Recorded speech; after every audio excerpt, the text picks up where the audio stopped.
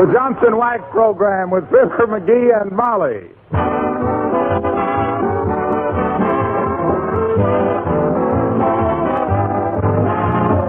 The makers of Johnson's Wax and Johnson's Self-Polishing Glow Coat present Fibber McGee and Molly, written by Don Quinn, with music by the King's Men and Billy Mills Orchestra. The show opens with So Sweet.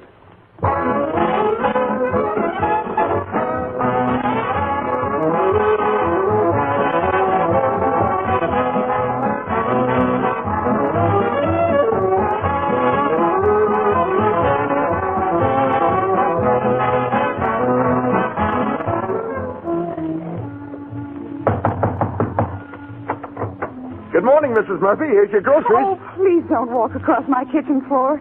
Can't you see I just scrubbed it and it's so hard to keep clean? Oh, I'm sorry, Mrs. Murphy. Why don't you let me bring you a can of Johnson's Self-Polishing Glow Coat next time I come? That's what all your neighbors use on their kitchen floors. That's what more and more women use on their linoleum floors every year, because Glow Coat saves in 3 ways. Saves hours of work, saves your hands and your back from tiresome scrubbing, saves linoleum by making it last much longer. Glow Coat is self-polishing. It shines as it dries without any rubbing or buffing. Just apply and let dry. And in 20 minutes, your floors are protected with a beautiful, long-lasting polish. And Glow Coat makes your kitchen a more cheerful room by keeping linoleum colors bright and fresh-looking. All in all, that's a lot of good things for one product to accomplish. Order Johnson's Self-Polishing Glow Coat tomorrow.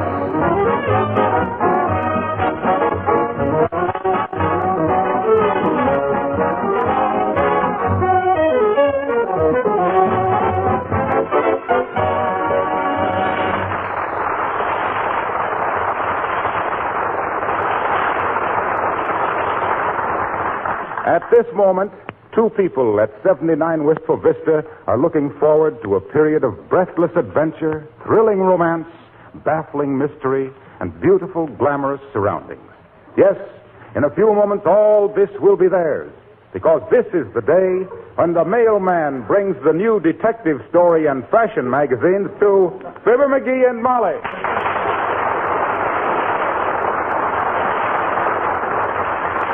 I wish that mailman would hurry up.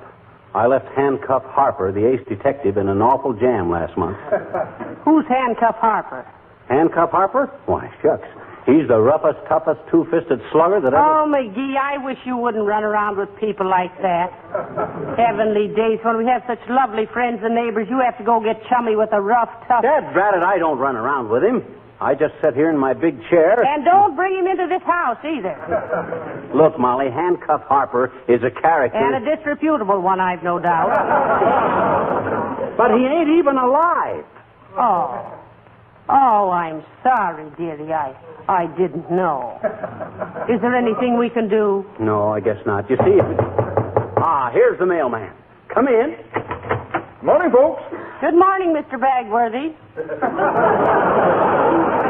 Did you bring our magazine? Nope, just a letter from Mr. McGee from the government. Oh, government, eh? I guess they're thanking me for being so prompt about my income tax. There's nobody like our old Uncle Sam, is there? You'll soon know, nephew.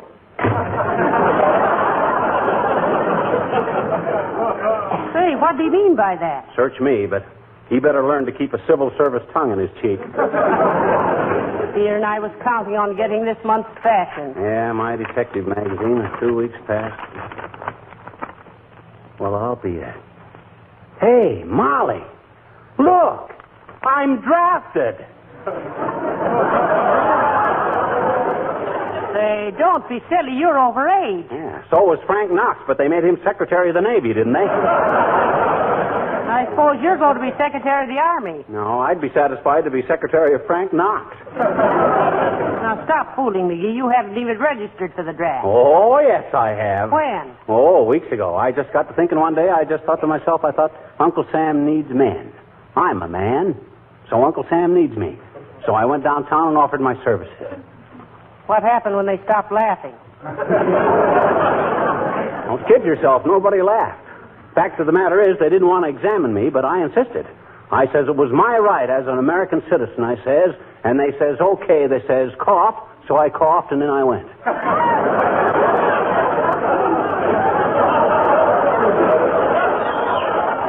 McGee, think you're fooling me. Let me see that letter. Okay, here. It's from the president himself. Well, for goodness sakes. Order to report for induction. You betcha. The President of the United States to Fibber McGee. Greeting. You get that greeting? I'll bet they ain't that polite to the ordinary guys. Go on, read the rest of it. Having submitted yourself to a local board composed of your neighbors See, what'd I tell you? for the purpose of determining your availability for training, that you have been selected for training and service in the United States Army. McGee, tell me, this is all a joke. Why, Molly, you mean you don't want me to go? Well, if they want you, need you, of course I want you to go, but it seems so ridiculous, a man of your age. What do you mean, a man of my age? Why, I'm in marvelous physical shape. I'm in the prime of things. Anyway, it's my brains and experience they want, not my gorgeous figure. Yeah, but your eyesight is bad, dear. Good enough. How'd you pass the test for vision? Shucks, I've had that optical chart memorized since the last war. Yeah, but you have flat feet, too. So what? An army travels on its stomach. And you'll admit I got a stomach. Without a struggle. You're even 20 pounds overweight. Say, McGee, are you serious about this? Do you mean it? Molly, I was never more seriouser in my life.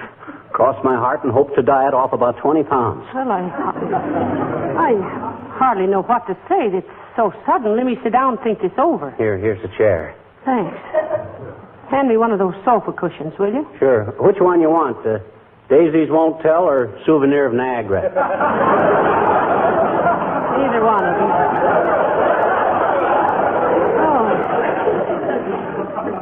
So you've been drafted, you say? You betcha. I'm just struck all of a heap, dearie. Imagine me, a war bride. Again.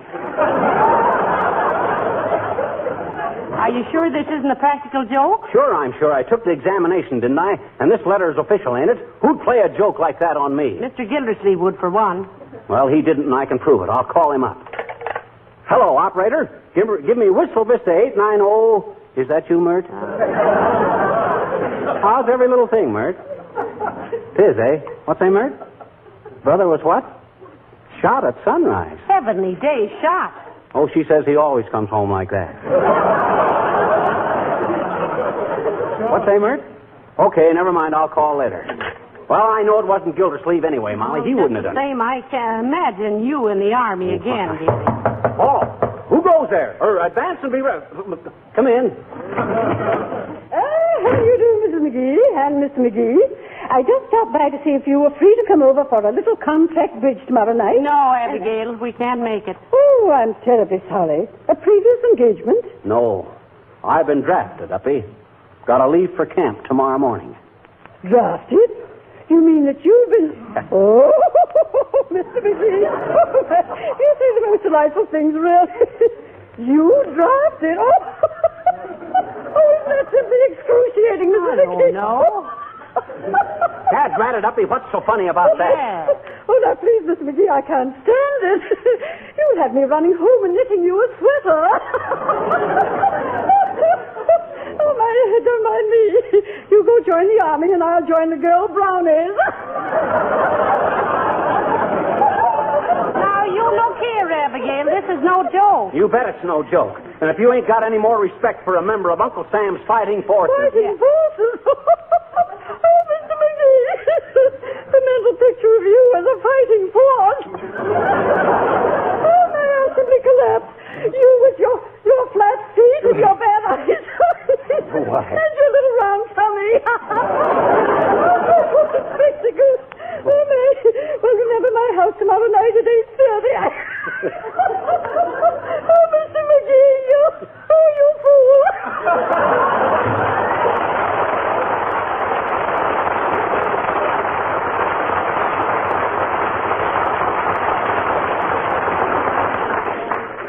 Hey, Molly. She didn't believe me. Of course she didn't believe you. I'm not completely convinced myself. 'Tis true.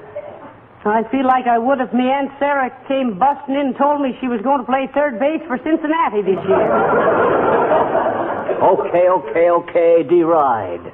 You'll be sorry when I'm gone away, up in camp, dancing every Saturday night with a beautiful Army hostess. Yeah, we'll both be sorry if I find out about it. Look, dearie. Yeah? Look Mother right in the eye. Okay. Now tell me, is all this on the level?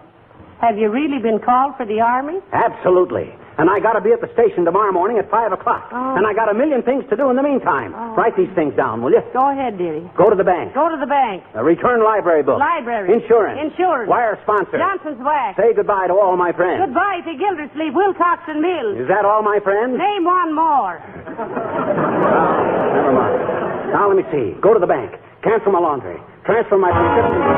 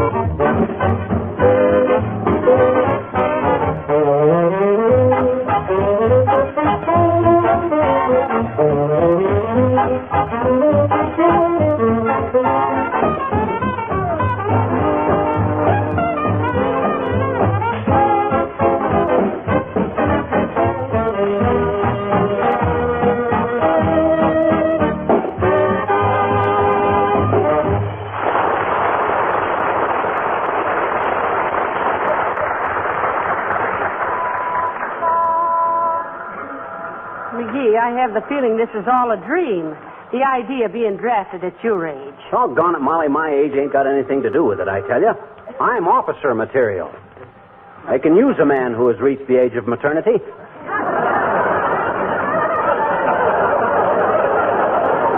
You mean maturity, I mean grown up. Besides, think of the military experience I got to offer. What military experience? You told me a dozen times you spent the last war doing kitchen police for 3 years. Well, shucks, I couldn't help it. And I remember that snapshot of you with General Pershing, pinning a potato peeling on your left breast. A decoration is a decoration. Come on, here's the bank. Good day, Mr. McGee, Mrs. McGee. How do you do, I'm sure? Look, Bud, this is important. I just been called for the draft. We don't handle drafts at this window. See Mr. McAllister. No, he means he's been called for the Army. Really?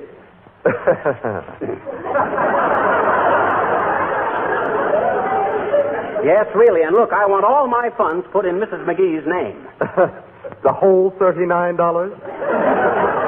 $39.78, careless. Well, folks, I don't know what the joke is, but sign right here. There ain't any joke to it. I've been drafted. All right. I heard they were mechanizing the Army, but I didn't know they were doing it with wheelchairs. Come on, Molly, let's go to the library. All right.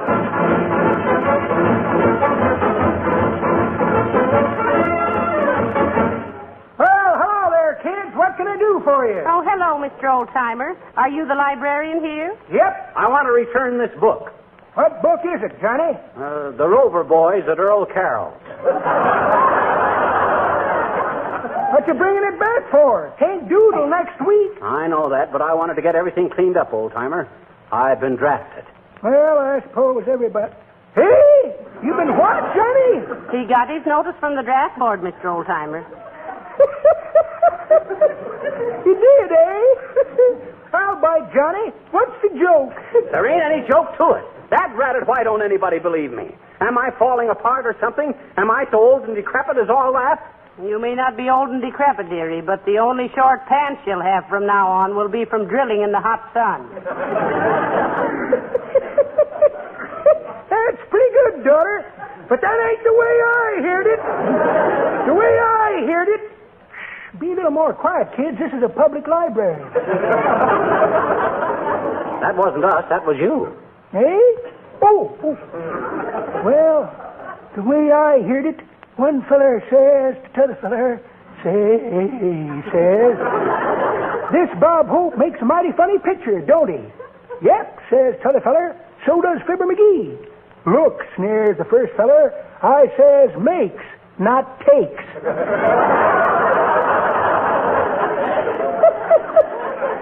Nothing personal, Johnny, but if the shoe fits, it pinches a little, don't it?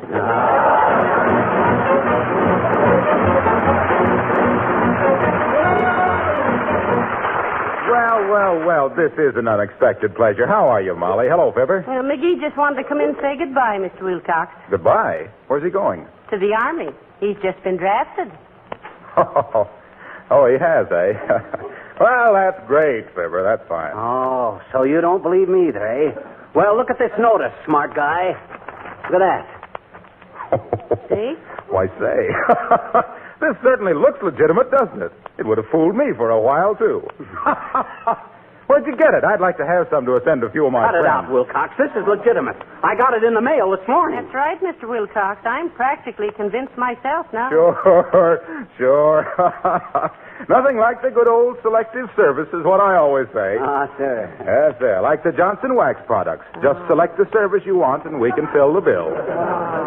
Johnson's Wax for floors and furniture. Johnson's Glow Coat for linoleum. Johnson's Carnew for automobiles. Johnson's Shine Up for silverware. Johnson's... Look, Harlow, this is on the level. If our defense program... Say, that'd make a swell Johnson ad. The Johnson Defense Program. Oh, my. Protect your floors and furniture against those filth columnists, dust and dirt with Johnson's Wax because... Please, Mr. Wilcox, can't you see he's serious? Is he really? I never been more seriouser in my life, Wilcox. Wait till you see me in that old olive drab and then... Why should Olive be drab? Why doesn't Olive use Johnson's Wax on her woodwork and whistle while she works? Come on, Molly. Well, so long, soldier.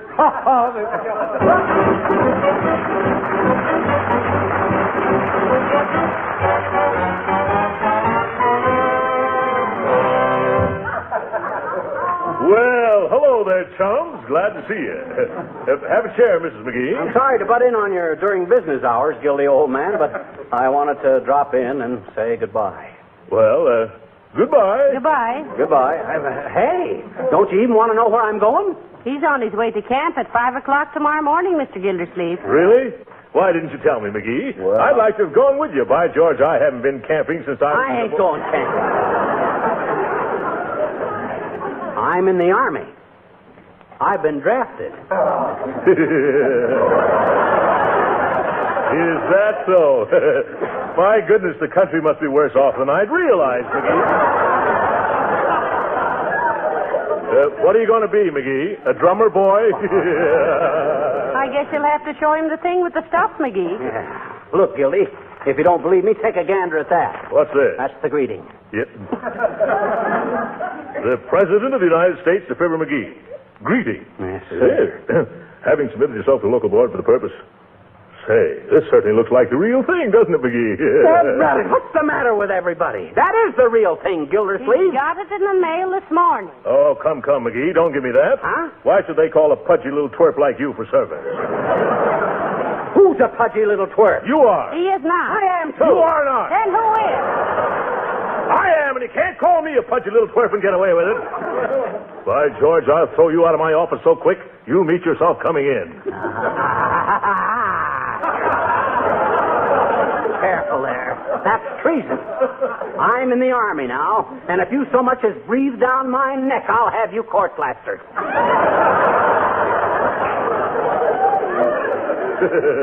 Court plaster. You in the Army, eh? I'll bet you think anti-aircraft is Uncle Sam's wife.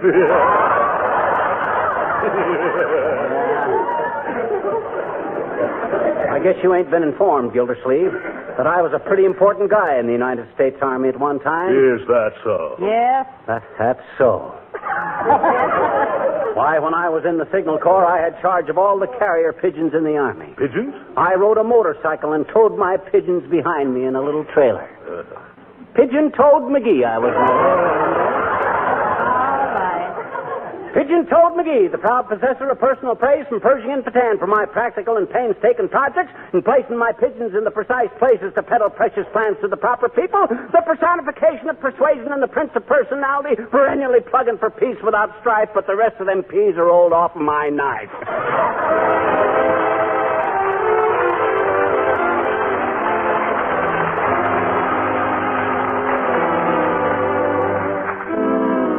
Men singing Genevieve, Sweet Genevieve. Oh, Genevieve, sweet Genevieve, the days may come, the days may go, but still the hand of memory weaves the blissful dreams of long ago. Sweet Genevieve, I'd give the world to live again the lovely past. The rose of youth was dew impearled, but now it withers in the blast. I see thy face in every dream. My waking thoughts are full of thee. Thy glance is in the starry beam that falls along the summer sea. Oh, Genevieve, Genevieve, the days may come, the days may go, but still the hand of memory weaves the blissful dreams of long ago.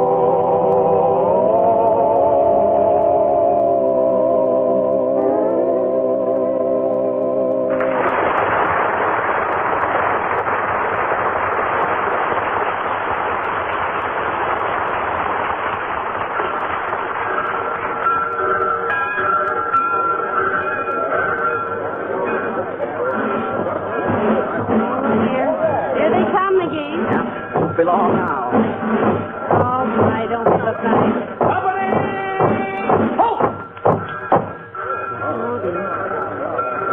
Boy, there sure is a flock of guys leaving for camp, ain't there, Molly? Oh, and a fine-looking group of boys, too. Ain't we, though? I didn't mean you, dearie. Frankly, you don't quite seem to fit into a crowd like this. I know, but they'll improve when I start whipping them into shape.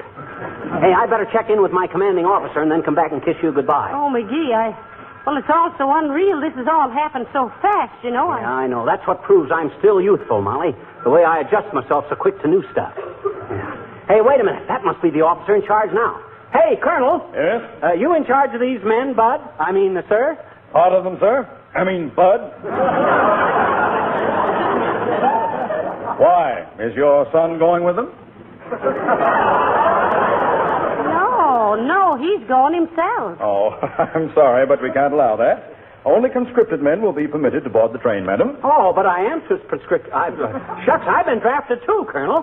Oh, is that so? That's it. You better get the old boy out of the way, Mother. He's liable to get trampled. Hey, don't you mother me, you big Logan. I'll have you know that... Hey, Molly. Ixnay on the upstay. Lay off. That guy's most likely be my boss for the next year or so. Go easy.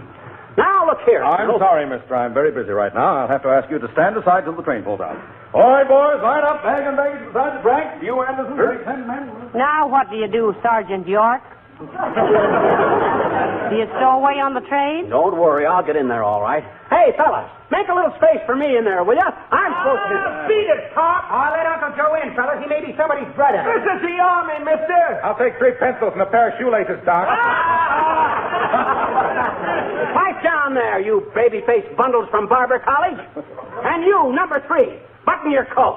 Pull in your stomach.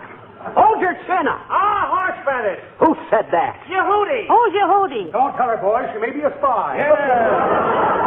She looks like not a hurry. What's the matter with Harry? He's all right.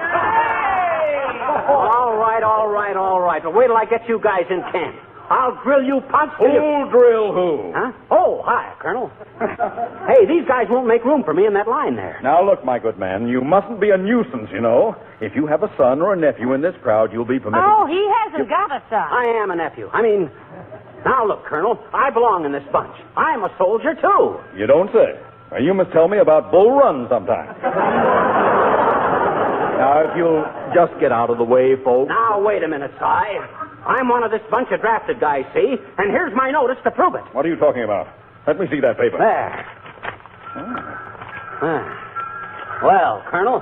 Are you Fibber McGee? You betcha, Bud. And if you want any help in whipping the rest of these cubs into line, I'll be glad When did you get this draft notice? Just yesterday morning, Colonel Bud. I can't believe it. It's amazing. That's what everybody says, Colonel. It just goes to show that if a guy is really sincere in offering his services to his country... Private McGee, why are you late? What do you mean? He's here on time, isn't he? No, he's late. What do you mean, late? That paper says to be at the station at 5 a.m. on March the 18th. Yes, but it's 1941 now, and this notice is dated March 1918. I'm in the wrong line.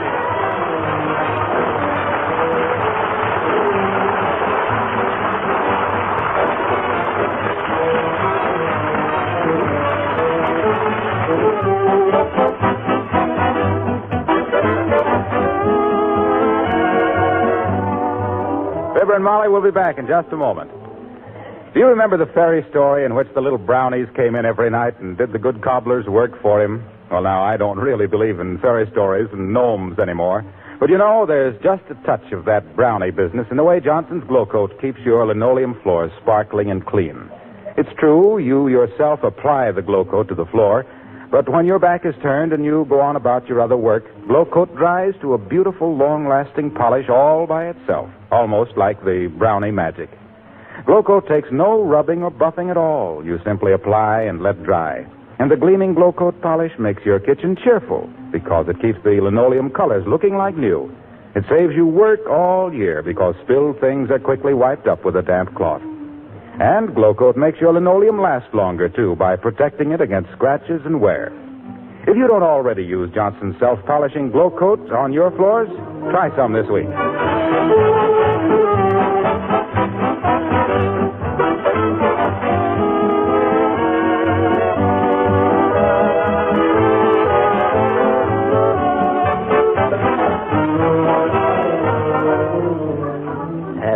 Dad-ratted luck.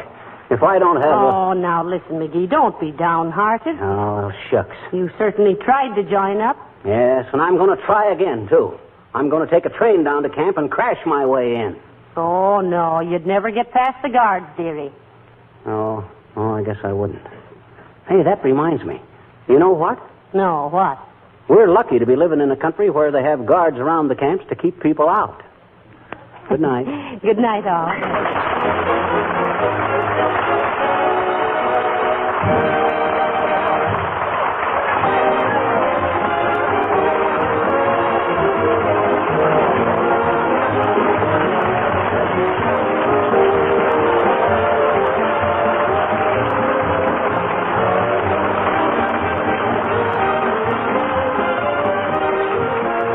This is Harlow Wilcox, speaking for the makers of Johnson's Wax and Johnson's Self-Polishing Glow Coat, inviting you to be with us again next Tuesday night.